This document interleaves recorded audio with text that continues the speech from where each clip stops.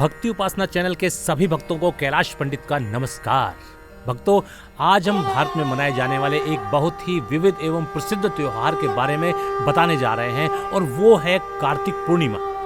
विविध त्योहार इसलिए है क्योंकि यह कई राज्यों में अलग अलग शैली और अलग अलग भावनाओं के साथ मनाया जाता है। भले ही इस पर्व को अलग अलग कारणों से अलग अलग नाम से बुलाया और मनाया जाता है, लेकिन उद्देश्य और लक्ष्य एक ही है और वो है प्रकाश की ओर जाना और अपने अपने देवी देवताओं के साथ प्रसन्न रहना। इस त्योहार को कार्तिक पूर्णिमा के नाम से जाना जाता है। इसमें लोग अपने देवी देवताओं की पूजा के लिए जाने से पहले स्वयं को पवित्र बनाने के लिए गंगा या पवित्र नदियों में स्नान कराते हैं। हिंदू धर्म के अनुसार कार्तिक पूर्णिमा 4 महीनों तक लगातार निद्रा में लीन रहने के बाद भगवान विष्णु के जागरण का प्रतीक है। कार्तिक पूर्णिमा का दिन प्रबोधनी एकादशी के साथ निकटता से जुड़ा हुआ है, जो चतुर्मास के अंत के रूप में चिन्हित है। कार्तिक पूर्णिमा तुलसी विवाह समारोह करने का भी दिन है, जिसे प्रबोधनी एकादशी भी कहा जाता है। भक्तों, अब हम भारत के पूर्वोत्तर राज्य ओडिशा की ओर बढ़ते हैं, जो कार्तिक पूर्णिमा के लिए सबसे प्रसिद्ध स्थान है। ओडिशा के सभी लोग पूरे राज्य में मांसाहार करना सख्ती के साथ बंद कर देते हैं और शाकाहारी भोजन आरंभ कर देते हैं। ओडिशा के लोग कलिंग के माध्यम से प्राचीन समुद्री व्यापार की याद में बोईता बंदना मनाते हैं। बोईता का अर्थ है नाव या जहाज। बोईता ओडिशा में तब से मनाया जाता है जब ओडिशा का नाम कलिंगा था। कार्तिक पूर्णिमा के अगले दिन को छड़ा खाई कहा जाता है, जब मांसाहारी लोग फिर से अपना सामान्य आहार शुरू कर देते हैं। वैसे ओडिशा में कार्तिक पूर्णिमा का सबसे आकर्षक हिस्सा प्राचीन कलिंग व्यापारियों और संबंधित बेड़े द्वारा बाली, इंडोनेशिया आदि जैसे सुदूर दक्षिण पूर्व एशिया में व्यापार करने के लिए शुरू की गई बाली यात्रा को मनाने के लिए ऐतिहासिक बोईता वंदना का उत्सव है। कार्तिक पूर्णिमा के अगले ही दिन को छड़ा खाई कहा जाता है, जब मांसाहारी लोग मांसाहारी भोजन शुरू कर सकते हैं।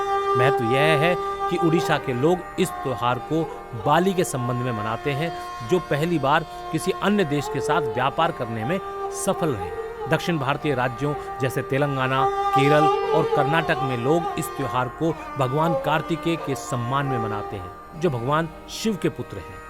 कार्तिकेय को युद्ध और लड़ाई के देवता के रूप में जाना जाता है। वे इस दिन को पितृपक्ष पूर्वजों की पूजा के रूप में भी समर्पित करते हैं। मध्य उत्तर राज्यों जैसे उत्तर प्रदेश, बिहार, झारखंड और बंगाल में लोग इस दिन को कार्तिक पूर्णिमा गंगा स्नान के रूप में मनाते हैं, जहां ज्यादातर लोग पूरे महीने मांसाहार करते और गंगा स्नान करते हैं। बंगाल और राजस्थान के प्रत्येक शहर में मेला लगता है। इन क्षेत्रों के लोगों का मानना है कि इस दिन से भगवान विष्णु निद्रा से जागते हैं और लोगों को आगे बढ़ने तथा उनके जीवन में खुशहाली आए ऐसा आशीर्वाद देते हैं। इस दिन लोग तुलसी पूजन व विष्णु स्वरूप शालिग्राम जी के साथ तुलसी विवाह करते हैं, क्योंकि वह भगवान विष्णु की पत्नी है और इसलिए भी कि तुलसी माँ लक्ष्मी का ही दूसरा रूप है। प्रबोधनी एकादशी से शुरू होने वाले कई मेले कार्तिक पूर्णिमा पर समाप्त होते हैं। कार्तिक पूर्णिमा आमतौर पर मेले का सबसे महत्वपूर्ण दिन होता है। इस दिन संपन्न होने वाले मेलों में पंढरपुर और पुष्कर मेले में प्रबोधनी एकादशी उत्सव शामिल है। भक्तों, हमारे सिख भाई इस दिन को गुरु नानक जी के जन्मदिन के रूप में मनाते हैं। यह सिखों के गुरु नानक देव की जयंती के रूप में जाना जाता है। गुरु नानक जी की जयंती, जिसे प्रकाश उत्सव या गुरु पर्व के रूप में भी जाना जाता है, क्योंकि यह सिख समुदाय के लिए एक महत्वपूर्ण त्योहार है। जैन धर्म में जैनी भाई मानसून के 4 महीनों के लिए अपने स्वामी की पूजा करते हैं और उन्हें मानसून लाने के लिए धन्यवाद देते हैं। जैनी इस त्योहार को प्रथम तीर्थंकर आदिनाथ की याद में मनाते हैं। कार्तिक पूर्णिमा के दिन हजारों जैन तीर्थयात्री पालीताना तालुका की शत्रुंजय पहाड़ियों की तलहटी में शुभ यात्रा करने के लिए आते हैं। तो भक्तों, यही है हमारे देश के धर्म और संस्कृति के आधार पर कार्तिक पूर्णिमा मनाने के पीछे की कहानियां। भक्तों, इस दिन क्या करना चाहिए? इस दिन शाम को चंद्रोदय के समय स्नान करना चाहिए और निम्न प्रार्थनाओं जैसे शिव संबूति, सतैत आदि के माध्यम से पूजा करनी चाहिए।